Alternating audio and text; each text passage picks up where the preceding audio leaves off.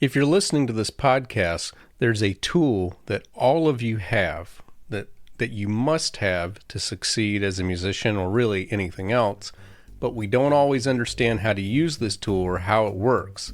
And we're going to talk about it today. We're going to be talking about your brain.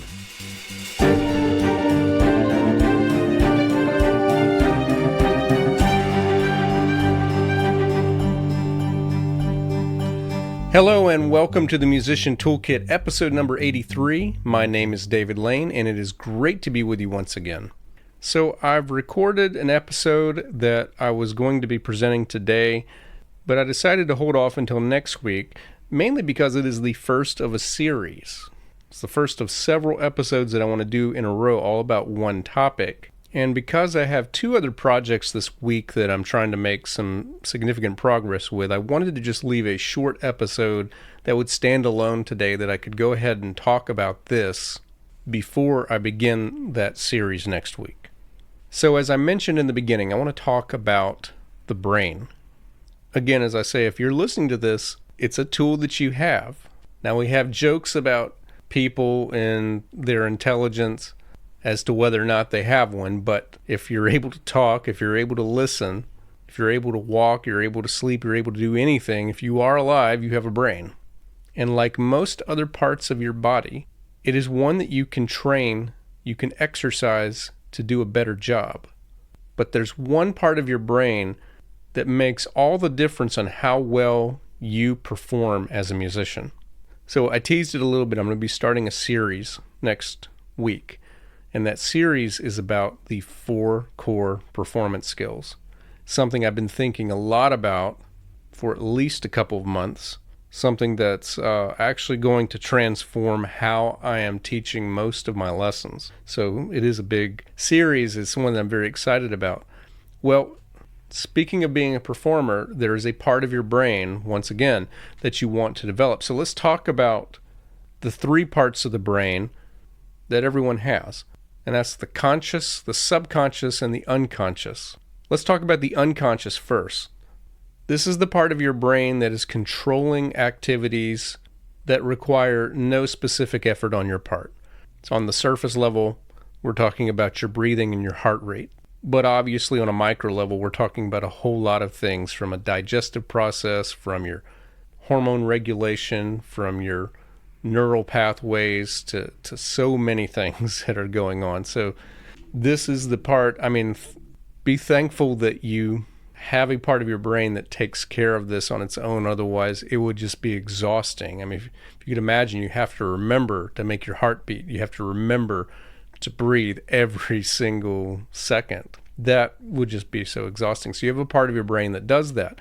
Now, some of those things you can affect to some degree. So, for example, you can alter how you're breathing, and you could very quickly do things that would make your breath speed up. And through some focus and some meditation, you can make your breath slow down. Same thing with your heart rate, although there are limits to that. And if you're in doubt of that, I offer this challenge to you. Go outside, find a straight path, and run as fast as you possibly can for even 15 seconds. And then I challenge you to keep your heart rate as slow as it was as when you were resting, and keep your breath as slow as it was before you started that run. Very difficult to do. So that's the unconscious part of your brain. The conscious part of your brain are the things that you give full or quite a bit of attention to. So if you're in the kitchen and you're chopping up vegetables, you have a sharp knife in your hand, it's not a good idea to not pay attention. So these are the things, that you're being very careful about, like where you place the knife, and making sure the proximity of where your fingers are when you do that. If you cook a lot, could you do that without paying much attention? Yes, but it's a good idea to pay attention. If your spouse or your partner or friend asks you to go into another room to find their keys, well, that's very conscious on your part. You've got to be looking everywhere, really trying to find those keys. It's somewhere you don't know. The conscious brain is what goes into effect whenever there is something new or something that requires attention. So if you are driving around in a brand new city, even with the GPS helping you, your conscious brain is at work. If you've ever driven through Atlanta traffic or LA or New York or Chicago or anywhere like that, your conscious brain is at work, really paying attention to what's going on around you and making a lot of decisions. So the conscious brain, generally speaking, isn't very relaxed, not most of the time. But it's what allows you to do the things that you can do, but things that require your attention. So the subconscious brain takes care of actions that you initiate, but ones that you are very familiar with to the point to where you don't actually have to be aware of it. So I'll give you several examples of subconscious activities. The most common one that at least 99% of you are able to do right now is to walk. So when you're learning to walk as an infant, or watch an infant when they're learning to walk, they're really paying attention and they're failing quite a bit. They stand up, they lose their balance, they fall down. They stand up again, lose their balance a little bit later.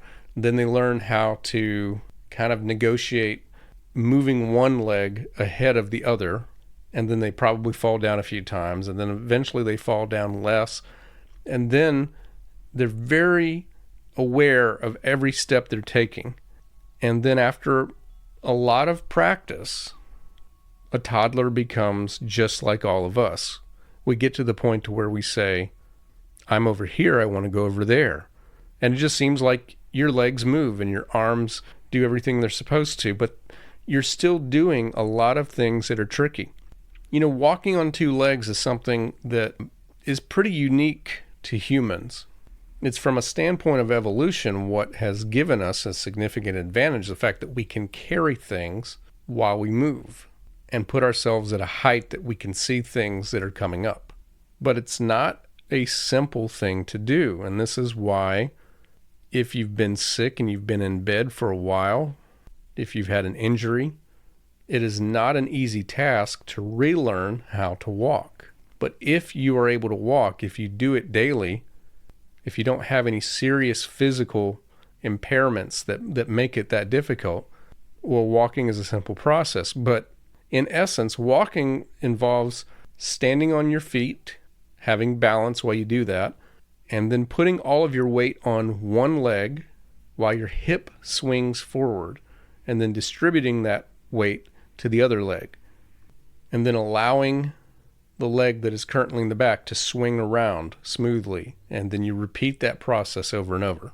Again, it's not a simple act, but it's one that becomes easy because at a very young age, you practice it over and over.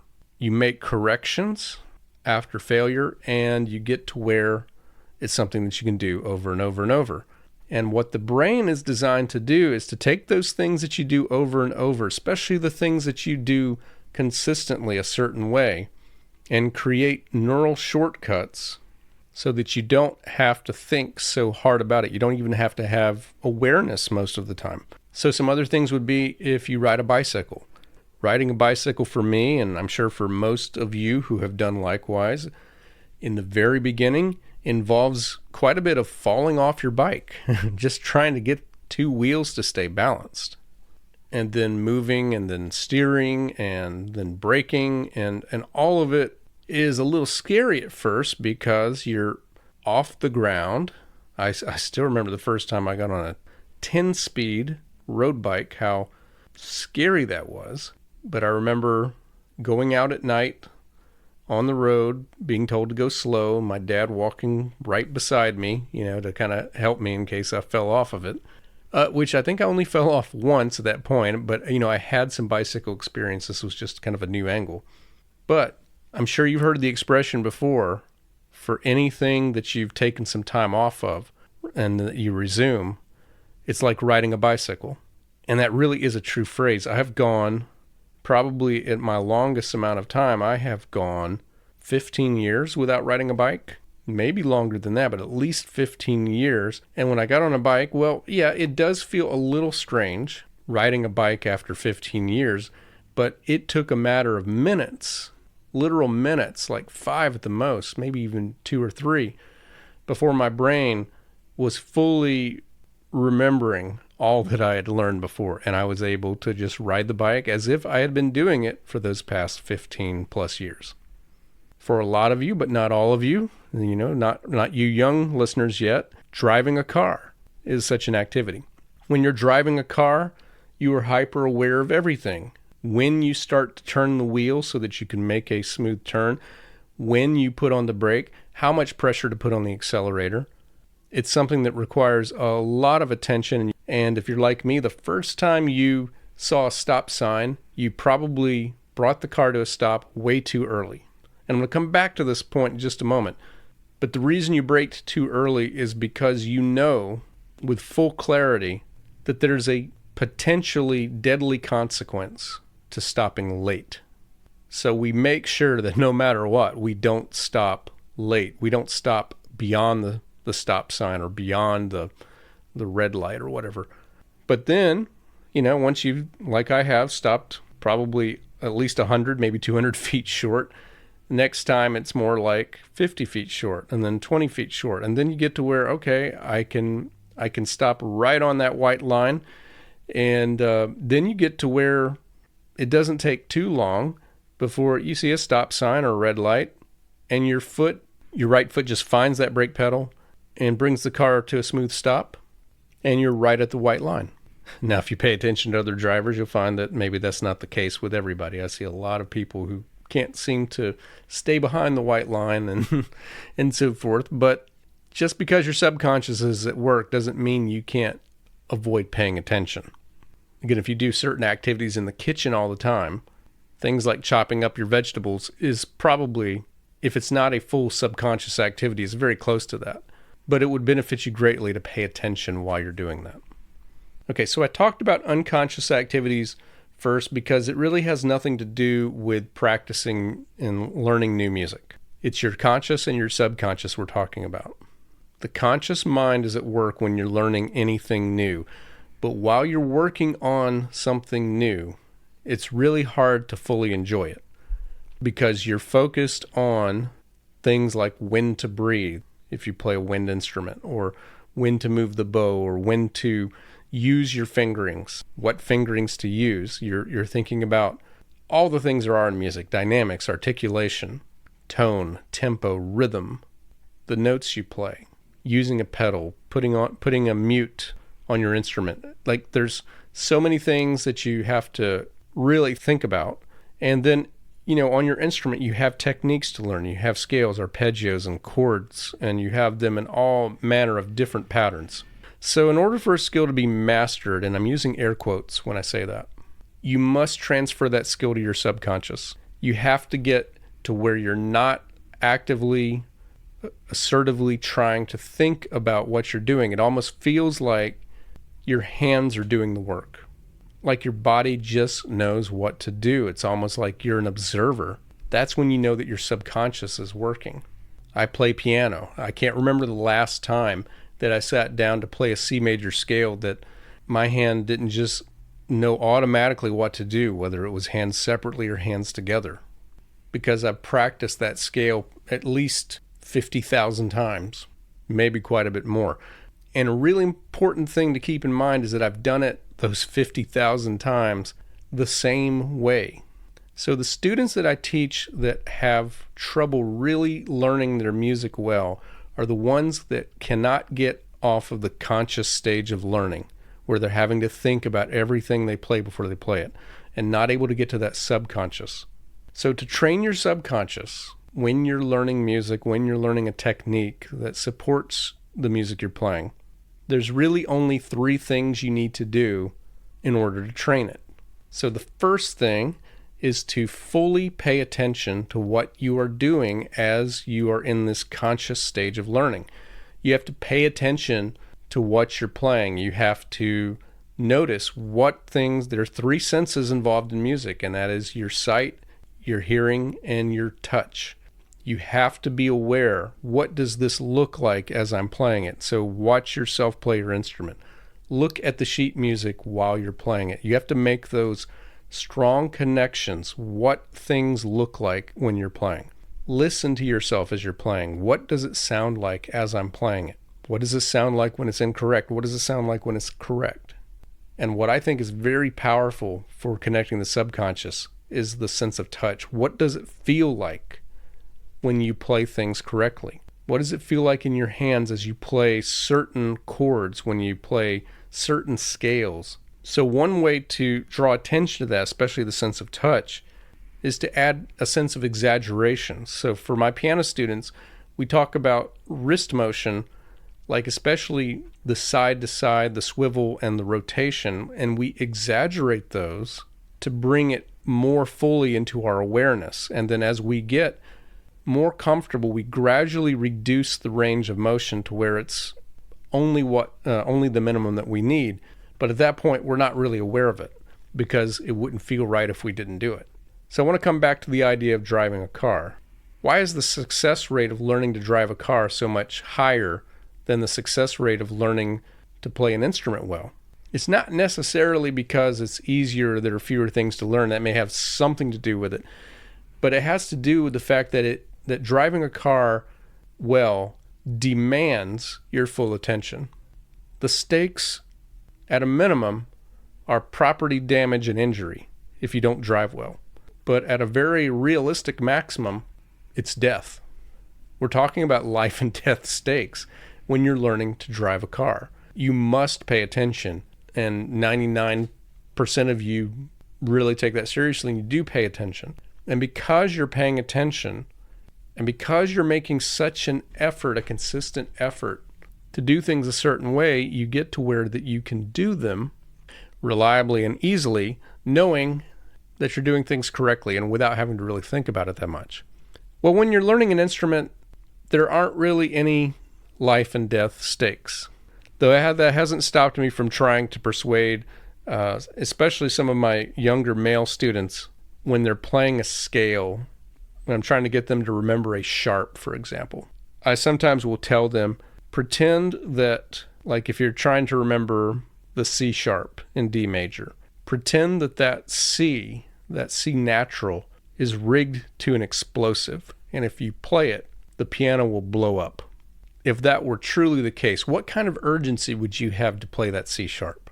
At least the same kind of urgency that you have when you're trying to bring your car to a stop on time at a stop sign or a red light. So you have to fully pay attention, and I've kind of alluded to the second thing, the very important thing, and that is that you have to do things correctly, consistently. And we might even add another C word to that, and that is cleanly. So cleanly, correctly, consistently. One thing to know about the difference between the conscious and the subconscious is that your conscious brain is very aware of what you meant to do. So let's say that you're playing that D major scale. You go D, E, F sharp, G, A, B, and then you play the C, and your conscious brain says, oops, and you change it to a C sharp, and then you play the D again. So here's what you did. You played D, E, F, G, A, B. You accidentally play C. You say to yourself, oops, change it to the C sharp, and then you go to D.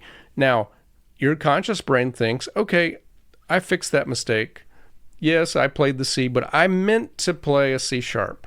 But you know what your subconscious brain thinks? Your subconscious is really just observing what you're doing, looking for things to kind of add to the repertoire, like what's some shortcuts that I can give. And let's say that you do that often. Let's say that you tend to keep playing that C before you remind yourself that it's a C sharp. Well, every time you think, oops, I meant to play C sharp. I didn't mean to play the C. But your subconscious is the amoral part of your brain. It doesn't make judgments on good and bad. It just observes what you're doing. It makes decisions based on what you did, not what you meant to do. So what your subconscious observes is, okay, I'm going to play the C, and then I'll play the C sharp. Now the latter C sharp becomes irrelevant. The point is, you're going to go to that C natural when you're playing D major, and you increase the odds of doing that over and over because you're creating that habit for the subconscious to observe. So this is really important. If you're trying to learn a D major scale, inevitably you're going to make a mistake, but you need to make sure that you don't keep repeating the mistake. So if you play a C natural, the best thing for you to do is stop. Start over, slow it down. When you get to the letter B, just before you're supposed to play C sharp, really take time, freeze, think about it, and then cleanly play that C sharp. And then do it as slow as you can, as carefully as you can, again. So that's the fourth C word, careful. So 4 C's around your subconscious is careful, consistent, correctly, and cleanly. So I tell all of my students when they're learning the C major scale, the 1-octave C major scale for the first time, I tell them that if you will play with the correct fingering, play the correct notes 100 times in a row at any speed, but with no mistakes, by the time you've done it 100 times in a row, it's going to be easy, much faster than you thought you could play it, and it's going to be correct every time. Now, sometimes students get wide eyes when I say 100 times in a row. They think, well, that's going to be hard. But I tell them, no, that can be 10 times in a row for 10 days. It could be 5 times in a row for 20 days. How you dissect that is up to you. And it's not that 100 is a magic number. It's just a convenient number. So to feed your subconscious, you have to have whatever you're doing. You need to do it correctly on the first attempt. If you mess up, you need to start over and do it again cleanly. The tempo doesn't matter. A lot of what we see as speed is not conscious moving the fingers faster. But things are faster when they are beyond our awareness. When the subconscious takes over, your fingers just know what to do. They move faster than you can think about it. We do this when we're reading, by the way. If you've ever done the A is for apple, B is for banana, or whatever it is, just trying to learn your ABCs and then learning how to combine those letters into words and then how to combine those words into a sentence structure. And yet you find, like I do, that you open up a book and you can read a page in 1 minute and fully understand everything you've read. Well, you couldn't do that if you had to look at every single letter. You couldn't do that if you had to think really hard about the definition of every single word.